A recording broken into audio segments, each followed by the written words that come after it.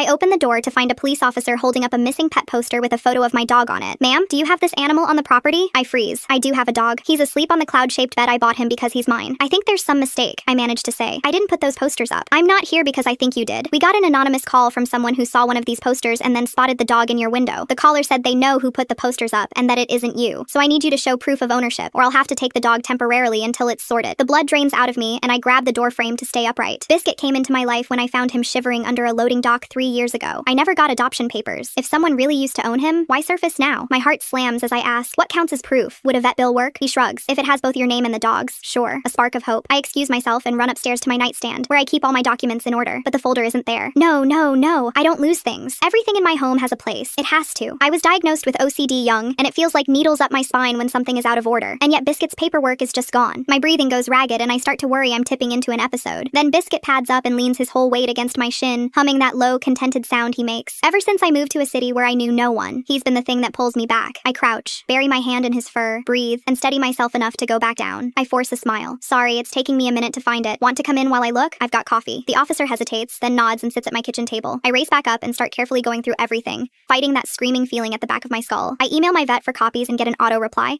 Closed several days for repairs. I groan. Then I remember, because my rental doesn't allow pets, I'd registered Biscuit as an emotional support animal and bought him a tagged vest. I go to the hall closet and stop dead before I even open it. The carpet in front of the door looks wrong. I always smooth it with my foot, side to side every time. But there's a clear impression here, the shape of where someone stood. I open the door. The vest and his paperwork pouch are gone. A cold wave goes through me. Someone didn't just put up fake posters. Someone came into my home and took every shred of proof that he's mine. I'm shaking, seeing stars again. I scoop Biscuit up and hold him to my chest. I moved here to get away from a bad situation. I was lost until I found him. The officer calls up the stairs. I wipe my eyes and tell myself to focus. Maybe I can still convince him Biscuit is my family. But when I reach the bottom of the steps, I stop short. There are 3 sandwich bags lined up on my kitchen table. Inside them, a flathead screwdriver, a scrap of red fabric, and a business card. Before I can ask, the officer says, "Your place is far too clean and orderly to have a slit window screen and muddy prints on the sill. Someone broke in. Any idea who or why?" My jaw drops. I look down at the bags. The screwdriver that tore the screen, a piece of red fabric, a business card. There's exactly one person who ever had a problem with Biscuit. The one who always wears a red coat, who's been trying to get me out over the no pets clause since I moved in. My landlady. The officer had quietly bagged what he found at the window while I was upstairs falling apart. After an investigation, they pulled messages from her devices, including an email to a shelter 2 counties over,